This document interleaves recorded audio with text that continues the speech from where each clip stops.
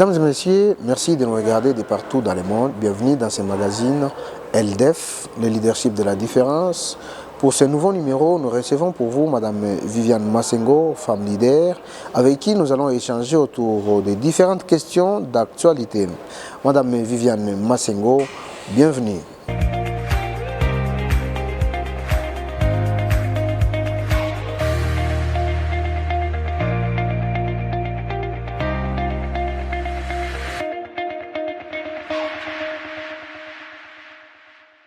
Madame Viviane Massengo, bienvenue dans ce magazine LDEF. Voilà, je rappelle que c'est votre toute première participation dans ce magazine. Avant d'entrer dans le vif de notre sujet, d'abord, votre carte d'identité présentée par notre rédaction. Viviane Massengo Teja, femme politique et entrepreneuse, née le 25 février d'une certaine année en République démocratique du Congo. Licenciée en communication des organisations, en 2015, elle s'est engagée dans la sphère politique en intégrant l'Union nationale congolaise, UNC, où elle a été présidente de la commune annexe jusqu'en mars 2021. En mai 2021 dernier, l'ex-fédéral de l'UNC s'est engagé cette fois-ci dans le mouvement des Congolais unis, MCU, où elle occupe en ce jour le poste de présidente interfédérale du Haut-Katanga. À peine arrivée au MCU, Viviane Massengo a montré son dynamisme dans l'implantation de ces mouvements dans différents coins de sa juridiction. Et donc, pas un coin sa MCU, Dixit, l'interfédérale Viviane Massengo.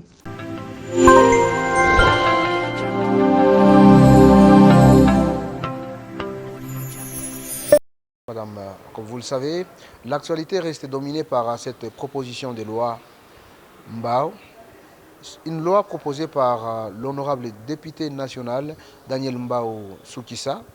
Cette loi vise à réglementer quelques articles en rapport avec la dot, mais également les fiançailles. D'abord, femme leader que vous êtes, quelle est votre lecture par rapport à cet état des choses? Oui, merci beaucoup, monsieur le journaliste, et surtout que je suis femme et que vous me posez cette question, et même malgré que je suis déjà mariée et je suis déjà mère.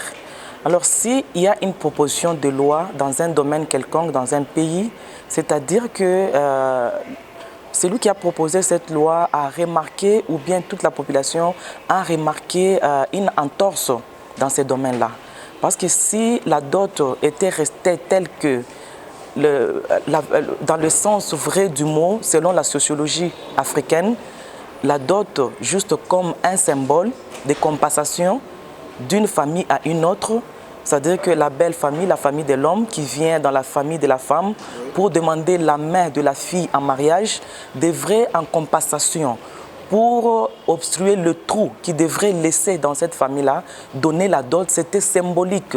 C'est juste un symbole que l'homme donne dans la famille de sa femme, d'abord pour prouver qu'il aime, l'honorer aussi et officialiser leur relation, symboliser, dire que voilà, cette dot, ça va combler le trou que la jeune fille va devoir laisser dans sa propre famille parce qu'elle ne va plus appartenir à cette... Oui. Madame Viviane Massengo, la dot, un symbole, soit un moyen par lequel les parents doivent s'enrichir. C'est un symbole. C'est juste un symbole. Et c'est actuellement que les parents de jeunes filles commencent à exagérer là-dessus. Ça devient, il y a une exagération dans ces domaines-là. Ils commencent à penser que... Donc vous appuyez la loi? Cette loi, elle est la bienvenue, mais moi je souhaiterais aussi qu'à cette loi, qu'on puisse aussi limiter le nombre ou bien la quantité des histoires à demander en nature. Parce qu'actuellement aussi, il y a exagération dans ces domaines-là. On commence à demander les grands plasmes, demander les cabellos, demander les ceci, de cela, alors que c'était symbolique. Un parent qui était cultivateur pouvait demander juste la machette, demander quelque chose qui va lui permettre d'aller à la chasse. Si il est un pêcheur, demander quelque chose qui pourra lui permettre de faire sa pêche. Mais aujourd'hui, les parents exagèrent même dans les histoires à demander en nature pour la dot. Est-ce que cette proposition de loi de l'honorable Daniel Mbao Soukissa n'aura pas de répercussions dans différentes tribus? Des répercussions, qu'il faut que ça ait des répercussions dans le bon sens. Parce qu'il y a de ces tribus-là qui ont exagéré. Aujourd'hui, nous assistons à des fiançailles de 10 ans, 5 ans. Il y a de ces couples-là qui sont fiancés, mais qui sont déjà mariés, entre guillemets. Ils ont déjà consommé tout ce qu'il fallait consommer dans le mariage. Oui, c'est-à-dire, là, je suis claire, je suis une mère. C'est-à-dire que quand vous laissez les jeunes hommes, dont le cœur déjà brûle pour une autre femme, pour une fille, la fille aussi, le cœur brûle pour un homme. Et ils sont stoppés, ils ont l'obstacle, la dot colossale qui est demandée par la belle famille, 5 000 $, 10 000 $, une litanie des histoires en nature à donner. Et l'homme se retrouve étant un enseignant ou bien celui qui vient de terminer les études, n'a pas encore assez de moyens, il se débrouille, il est dans l'incapacité d'honorer la facture qui lui est attribuée. Et voilà, il commence à vivre comme mari et femme avec sa fiancée. Viviane Massengo, vous encouragez la proposition de loi. Fixer la dot à 500 $ dans des milieux urbains et 200 $ dans des milieux ruraux, est-ce pas une manière de chosifier la femme? Pas du tout chosifier la femme. Si aujourd'hui cette loi est arrivée, comme je le disais, c'est parce qu'il y a exagération dans ces domaines-là. C'est-à-dire c'est juste que les parents comprennent que l'État congolais veut remettre les choses sur les rails parce que maintenant il y a exagération dans ces domaines-là. Ce n'est pas chosifier. Au contraire, c'est quand on demande beaucoup d'argent pour la fille et qu'on la chosifie, ça devient une marchandise et vous trouvez dans des cérémonies de dettes, de dot, les deux familles en train de se tirailler entre les montants qui doivent être déversés. Ça devient comme une marchandise pour lequel on doit discuter le prix au sein d'un marché. Ce n'est pas normal. Eh bien, Madame Viviane Massengo, au-delà de cette loi, qu'est-ce qui doit être fait? Moi, j'aimerais que l'État congolais, en passant par l'hémicycle, comme la question a été soulevée, qu'il puisse encore améliorer la teneur de cette loi. Qu'on puisse aussi réglementer par rapport aux histoires qu'on doit verser chez la fille, les histoires en nature. Moi, j'ai beaucoup de filles que des garçons. Mais si je soutiens cette loi, c'est pour que nous puissions vraiment remettre les choses sur les rails et aider le jeune à se marier et ne pas les retarder. Madame Viviane Massengo, dans le contexte actuel, pensez-vous que cette proposition de loi est une priorité pour la RDC? Ce n'est pas une priorité. Mais c'est important aussi que cette loi soit, parce qu'il n'y a pas de moment d'opportunité ou pas.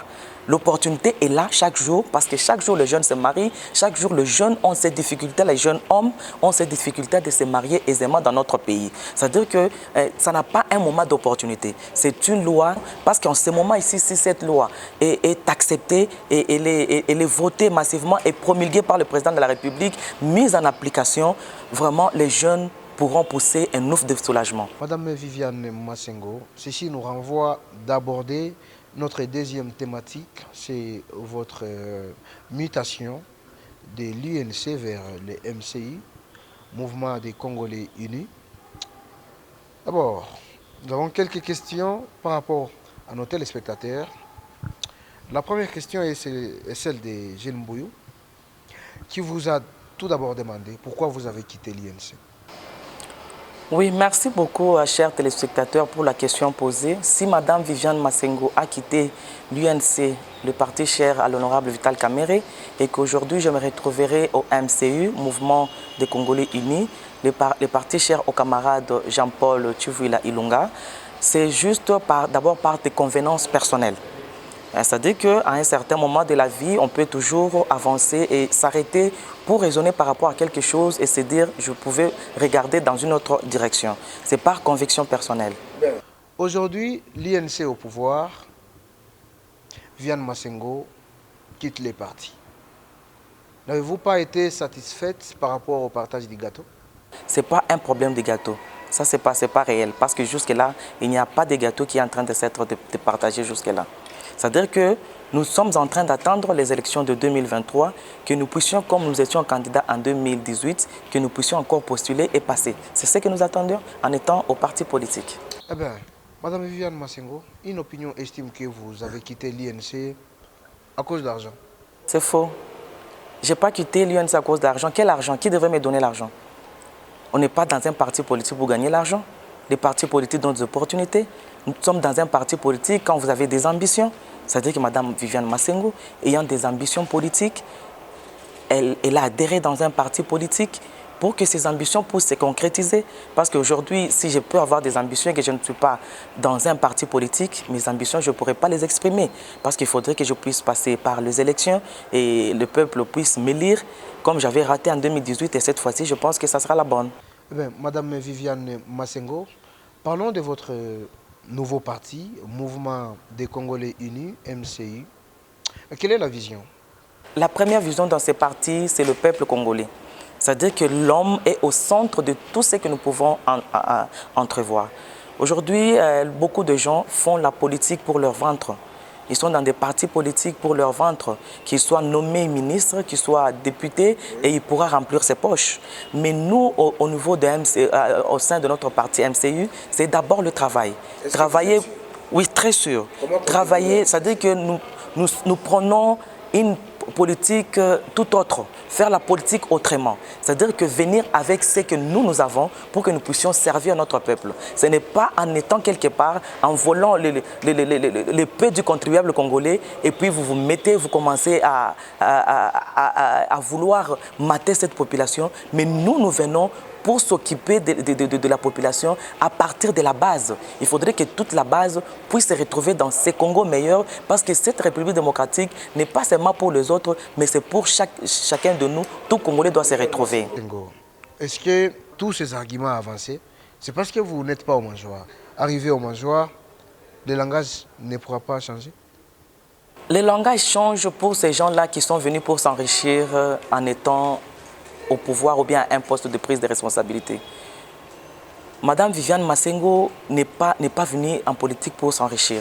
Elle est femme entrepreneur, elle travaille durement, elle travaille pour que ce pays puisse développer. Ce qui fait que demain, si elle se retrouvait à un poste de prise de décision, si elle se retrouvait à un poste où le peuple congolais l'a élu pour parler pour la population, c'est-à-dire qu'elle continuera à faire ce travail avec même enthousiasme, avec même joie et même amour, passion pour notre population parce que jusque-là, nous le faisons sans pour autant chercher qu'on soit enrichi, piquer sur ce qui revient aux contribuables pour détruire notre pays, appauvrir notre pays, mais nous travaillons pour ces peuples. C'est-à-dire que même si demain, je pouvais jeter sa dévolue sur Mme Viviane Massengo pour qu'elle soit leur représentant au sein du Parlement, au sein du Sénat, au sein du Parlement provincial, national, c'est-à-dire qu'elle sera là pour la cause juste.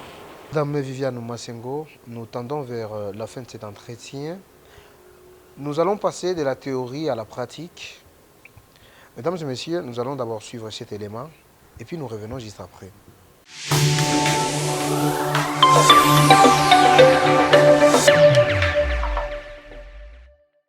S'inscrivant dans la nouvelle vision du chef de l'État, le mouvement des Congolais unis, MCU, prône l'unité pour le développement intégral de la République démocratique du Congo. Dans la province du Haut-Katanga, le MCU grandit à chaque jour qui passe grâce à la volonté et au courage manifeste de l'interfédéral Viviane Massengo. C'est dans ce beau cadre spacieux situé sur la route Lubumbashi, à hauteur de l'arrêt de bus Metz, que sont installés les bureaux de l'interfédération du MCU. Dans le souci d'élargir les tentes de ce parti, Viviane Massengo ne ménage aucun effort pour unir les Congolais. Pas un coin sans MCU, c'est le credo de l'interfédéral qui a déjà installé plusieurs comités urbains à Kazumbalesa, Kipushi, Lubumbashi. Ce n'est pas tout. D'ailleurs, plusieurs autres villes et communes de la province du Haut-Katanga vont connaître la vague du MCU. Lors de notre récente visite à MCU, nous avons surpris une délégation de Sakania venue aussi adhérer au parti. La délégation a échangé avec Viviane Massengo sous la vision du parti avant de leur donner quelques orientations. Bien avant cela, dès son arrivée au siège du parti, Viviane Massengo motive tout son comité interfédéral, bureau après bureau. Une nouvelle vision qui imprime au quotidien Viviane Massengo. Un jour, un parti, une femme.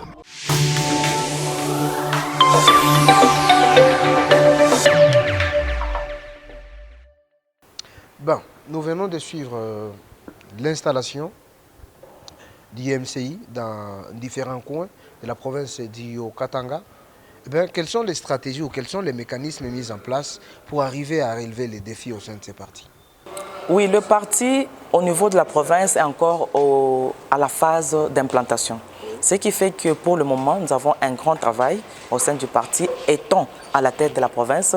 Comme vous le savez très bien, je suis interfédéral du MCU pour le Haut-Katanga. C'est-à-dire que notre travail que nous avons maintenant, comme nous n'avons plus assez de temps, c'est implanter les partis à travers tout le territoire et toutes les villes qui composent la province du Haut-Katanga. C'est-à-dire qu'à ce moment-là, quand nous aurons implanté les partis, parce que nous n'avons pas beaucoup de temps, nous devons le faire avant la fin de cette année. Nous devons avoir implanté les partis à travers toute la province. C'est-à-dire que partout où il y a circonscription électorale, même s'il n'y a pas de circonscription électorale, il faudrait que MCU puisse arriver à ce niveau-là. Parce que nous devons déjà commencer à travailler et objectif 2023. Madame Viviane Massengo, nous sommes arrivés pratiquement à la fin de cet entretien.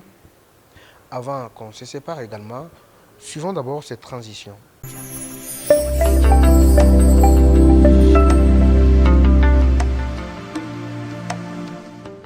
Qu'en dites-vous? Une rubrique réservée aux téléspectateurs, mais également aux invités que vous êtes. Vous allez nous répondre par oui ou non. Viviane Massengo, oui ou non, avez-vous quitté l'INC à cause d'argent? Non, N-O-N. Oui ou non, vous êtes capable de relever les défis au sein du MCI? Oui. Pour finir, quelle est votre discipline sportive préférée? La marche. Pourquoi? C'est pour maintenir ma santé. Mesdames et messieurs, ça sera la fin de ce magazine, LDF. Nous avons reçu Viviane Massengo, présidente interfédérale du MCI au Katanga, avec qui nous avons échangé autour des questions d'actualité. Merci à tous de nous avoir suivis et à très bientôt.